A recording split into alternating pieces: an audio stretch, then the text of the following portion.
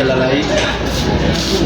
Sekian perkenalan dari kami. Dengan sejarah akan dibawakan oleh Winsya. Yang pertama adalah Orde Lama adalah masa pemerintahan yang berlangsung dari setelah Indonesia merdeka pada tahun 1945 hingga 1960. Banyak peristiwa yang terjadi selama kurun waktu 20 tahun sebelum masa pemerintahan ini berjalan. Presiden pada masa pemerintahan itu adalah Presiden Soekarno yang juga merupakan bapak proklamasi. Dengan pernyataan kemerdekaan yang disampaikan pada Indonesia mulai menata menjadi sebuah negara. Setelah menjadi sebuah negara, dipilihlah Soekarno sebagai seorang presiden dan Muhammad Hatta sebagai presidennya. Pemerintahan itu dijuluki sebagai Orde Lama, diberikan oleh Soeharto yang merupakan presiden kedua di Indonesia. Ia memberikan istilah pada Orde Lama menuju pada masa pemerintahan dan Orde Baru pada masa pemerintahannya. Ada banyak peristiwa yang terjadi selama masa pemerintahan itu. Ada juga banyak yang dibuat selama masa pemerintahan tersebut berlangsung. Apa aja sih kebijakan pada masa Orde Lama? Di sini saya akan menjelaskan salah satu dari kebijakannya. Yang pertama itu adalah pembebasan bagian barat. Jadi pada 1961 dengan dikeluarkan 3 komando rakyat yang berisi pertama adalah pemerintahan negara, boneka Papua, kedua keluarkan merah putih di India Barat, yang ketiga siap untuk mobilisasi mempertahankan kemerdekaan dan kesatuan bangsa. Peristiwa ini juga melibatkan Amerika Serikat yang membantu mendesak Belanda menyelesaikan hingga akhirnya terbentuk Perjanjian New York, yaitu penyelenggaraan penentuan pendapat rakyat atau PPRA. Dengan begitu, masyarakat Papua itu dapat memberikan suara dan menjadi bagian dari Indonesia dan Amerika. Akhirnya Irian Barat resmi menjadi bagian dari Indonesia pada tahun 1963. Dua proyek mercusuar.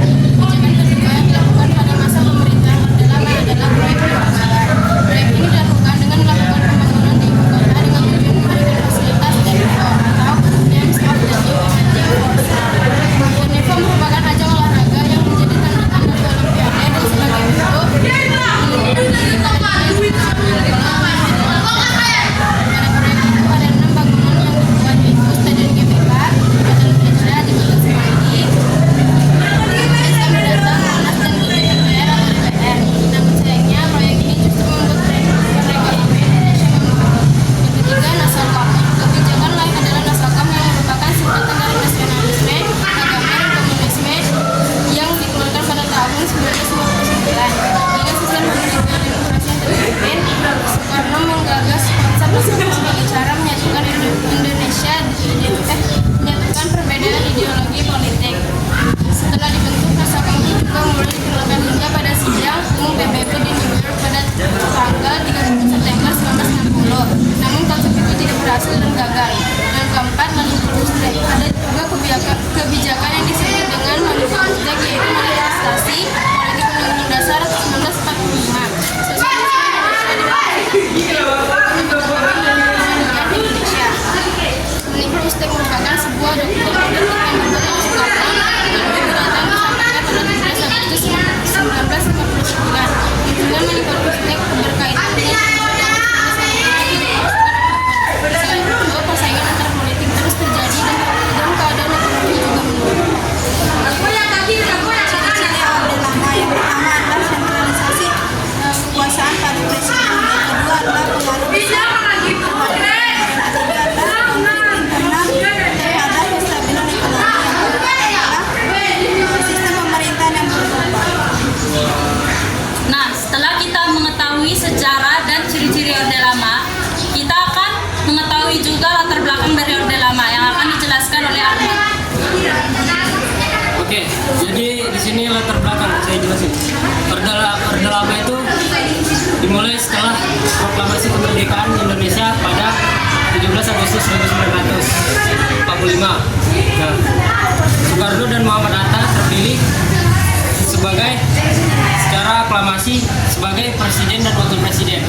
Orde Lama merupakan transisi dan sistem presidensial ke sistem parlementer, dan kemudian kembali ke sistem presidensial dengan penerapan demokrasi terpimpin. Oke, yang pembentukan orde lama. Periode dalam sejarah Indonesia yang berlangsung dari tahun 1909 hingga 1966 di bawah kepemimpinan Presiden Soekarno. Berikut adalah kelebihan-kelebihan pada masa Orde Lama. Yang pertama, penguatan identitas nasional dan persatuan. Masa Orde Lama berhasil memperkuat rasa nasionalisme dan persatuan bangsa melalui berbagai upaya, seperti penggunaan bahasa Indonesia sebagai bahasa persatuan, membentuk simbol-simbol nasional, dan penekanan pada nilai-nilai Pancasila. Yang kedua, perlawanan terhadap kolonialisme dan imperialisme. Yang ketiga, integrasi Irian Barat ke wilayah Indonesia. Yang keempat, pembangunan dasar sistem politik demokrasi terpimpin. Yang kelima, semangat revolusi dan ideologi Nasakom. Yang keenam, peran internasional dan hubungan yang luas dengan negara berkembang. Yang ketujuh, upaya untuk mewujudkan demokrasi terpimpin.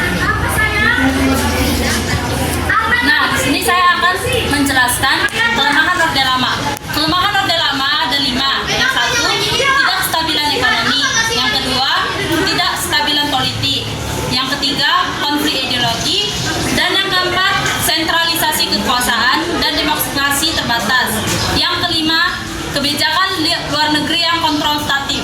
Nah, di sini saya akan menjelaskan yang ketidakstabilan ekonomi. Ketidakstabilan ekonomi pada Indonesia disebabkan karena pengeluaran negara yang besar yang dikarenakan oleh perang dan proyek mercusuar. Yang kedua, hiperinflasi parah. Harga-harga barang-barang pokok ekonomi di Indonesia pada saat itu pada melonjak atau meningkat, sehingga rakyat Indonesia kesusahan. Yang ketiga, produksi dan investasi yang menurun. Yang kelima, dikarenakan oleh faktor-faktor tersebut, rakyat Indonesia kehilangan kepercayaan pada pemerintah dan uang rupiah. Dampaknya, ekonomi Indonesia pada saat Orde Lama tumbuh dan rakyat semakin menderita. Sekian presentasi dari kami hari ini. Apakah ada yang ingin dipertanyakan? Baik, mohon maaf jika ada kesalahan. Terima kasih. Assalamualaikum warahmatullahi wabarakatuh.